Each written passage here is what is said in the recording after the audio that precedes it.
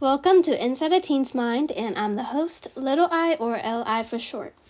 It's been a whole month since I have last recorded, so I was preparing for some tests, and I had an AP mock test. By the way, if you are taking AP Pre-Calc, please tell me a good way to study for the exam.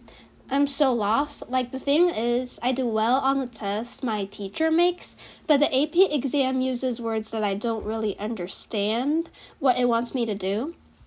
Does anyone also have this issue, or is it just me? Anyway, so then we went on spring break. Unfortunately, I was sick for half of the break, but I'm feeling better now. And also, if you are listening or watching this on YouTube or Instagram or TikTok, you might notice a little difference. I used to make cute designs and some cool stuff as a video and put it on those platforms, but in reality, I do not have that much time, and to be honest, the editing takes a long time. So I decided to make a little change. Now the videos I put on YouTube and Instagram and TikTok, I'm just going to have the captions and some very basic designs, not as much as I had before. I was debating on whether or not I should make this change, but I don't want to put too much pressure on top of all the things I have so far. At the same time, I want to upload videos constantly, so that's why the videos might look a little different than before.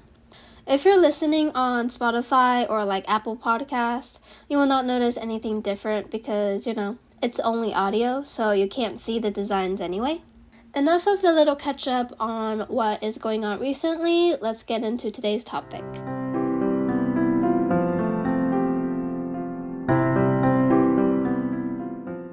Alright, in my last episode, I shared a book about eating disorders very briefly because I didn't want to spoil too much. The book was called You Are Enough, Your Guide to Body Image and Eating Disorder Recovery. If anyone is interested in reading that book, you can listen to that episode. This episode, though, I did some deeper research on this, and I will share some things about eating disorders. According to the National Institute of Mental Health, eating disorders are a serious illness marked by severe disturbances in the person's eating behaviors. Now, we will need to define that more because many people may be concerned about their weight or appearance and control how much food they eat or the amount of workout. It doesn't always mean they have an eating disorder. Eating disorders involve a disordered relationship with the food you eat or the body shape or your weight that makes you have compulsive behaviors. Common examples could be excessive exercising, restricting certain foods, self-induced vomiting, etc. Now, what is the cause of the eating disorder? It can range from biological, psychological, and even social factors. A lot of research shows that genetics are also a part of this. Now, anyone can develop an eating disorder, even though they often start at a young age. They can occur anytime. Whether your gender, age, race, they can all develop eating disorders. Mental disorders like mood and anxiety disorders, obsessive-compulsive disorders, depression, trauma, and many others can also increase the likelihood of an eating disorder. Family history can also be a cause. If your parents or siblings have or had an eating disorder, it is more likely to occur. Another one that people might think of right away when they hear about an eating disorder is dieting. Constantly dieting is a risk factor for an eating disorder too. This will lead into a later topic, which is the symptoms, where the symptoms of an eating disorder connects to the symptoms of starvation. Starvation can affect your brain, which can lead to mood changes, anxiety, reduced appetite, and much more. Then, this could later on cause limited eating or problems with your eating behaviors and make it hard to go back and return to a healthy eating habit. Another possible cause could be a history of weight bullying.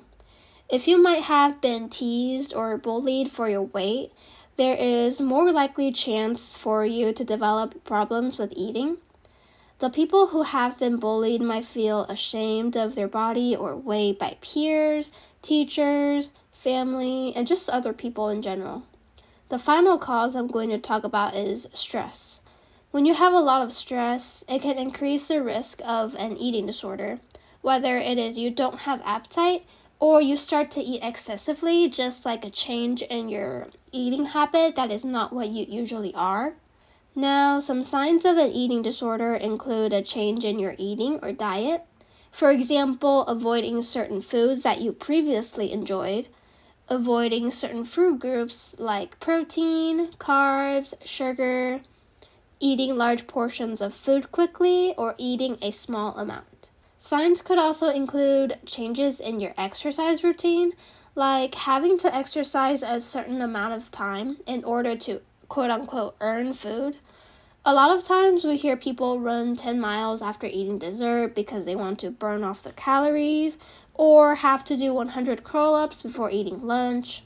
Some people may feel guilty or even anxiety if they are unable to exercise. A lot of people might not be able to sit still in one place and always standing. Another category of signs include changes in your behavior. This is like avoiding eating in front of other people, going to the restroom right after eating, avoiding social interaction if food is involved, wearing baggy clothes, weighing yourself every day. The last group of signs are changes in your mood.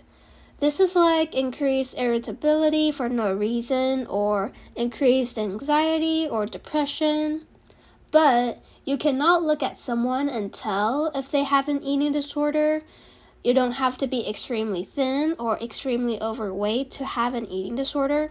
Now, an important thing to keep in mind, simply having a few of these described symptoms doesn't indicate an eating disorder. However, if you are experiencing many of these symptoms, you might want to reach out for help. If you are young, like teenagers, you might want to start with telling a trusted adult around you, maybe parents, teachers, coaches, school counselor, just any adult that you trust. If you're an adult, you can also start with your friends or any trusted adult too. Hotlines and crisis lines are an immediate source of support if calling or texting is what you prefer. The ultimate step, though, might be going to a professional medical clinic, your family doctor, therapist, psychologist. Try to look for people who specifically deal with eating disorders. I know these can be hard to talk about and it takes a lot of courage, but seeking help will really support you through your journey in a safe manner. Always remember that you are not alone and we are all here for you. If you want to talk to me about it, you can message me privately or fill out my Google form. Although I am not a doctor or anyone specialized in eating disorders, I'm very happy to listen to your stories. This is all I have for you today. If you have any comments or suggestions, as I said, you can fill out the Google form or leave a comment down below. I hope everything goes well for everyone, and thank you all for listening today. See you guys next time in my next Real Talk from a Real Teen's Mind.